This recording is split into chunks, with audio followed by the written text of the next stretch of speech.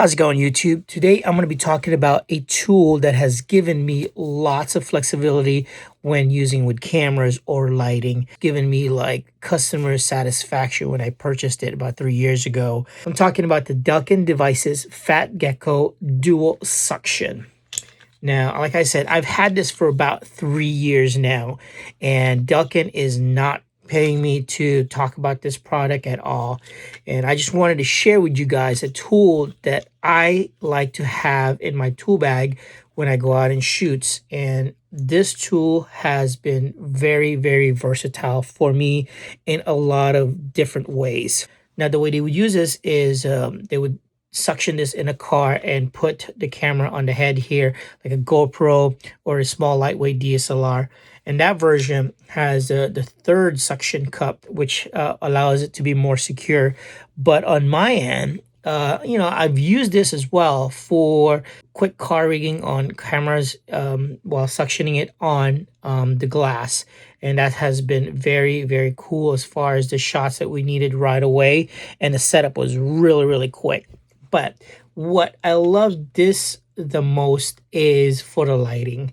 This has been a good source for me to use. I don't have to lug a light stand. I don't have to lug another C-stand if there is access to a window. For instance, if I wanted to create some hair light or of some sort, or additional light, I would probably put this light, which has like 2 battery bricks in there already. So, the weight, is pretty heavy on this one already. But with this device, it's able to hold up with it and suction this up on a window. So it does very well with that. If you wanted to go more of a smaller profile with this light, you can use this and then just suction it on a window of some sort. But the thing about this is the quality. So like I said, after 3 years of working with this, the suction cup is still good. I just wipe it down with alcohol, some towel once in a while to get the debris out. And I've used other suction cups before and they were okay, but this thing seems to hold up very well. And it's in my crate where I've got a lot of metallic tools and it's banged around in there. It hasn't really deteriorated as far as the plastic on the rubber itself here. So, after 3 years, like I said, it's still holding up.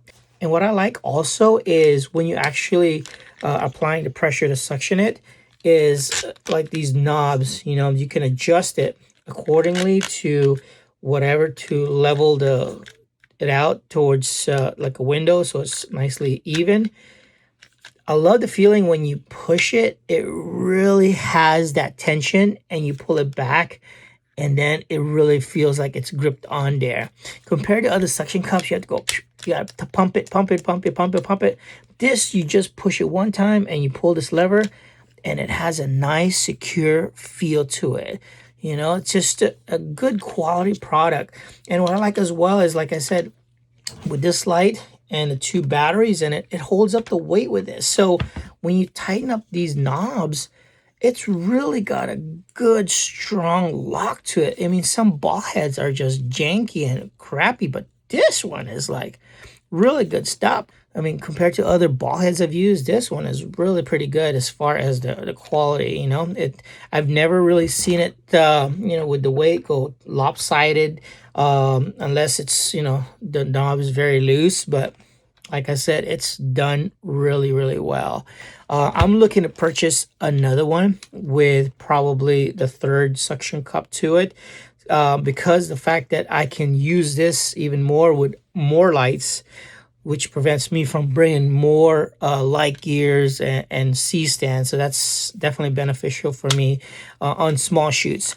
So if I was doing really quick on location shoots and I'm doing like some kind of food photography or food videos, these are perfect to suction on the fridge, to suction on the window, put lights in there.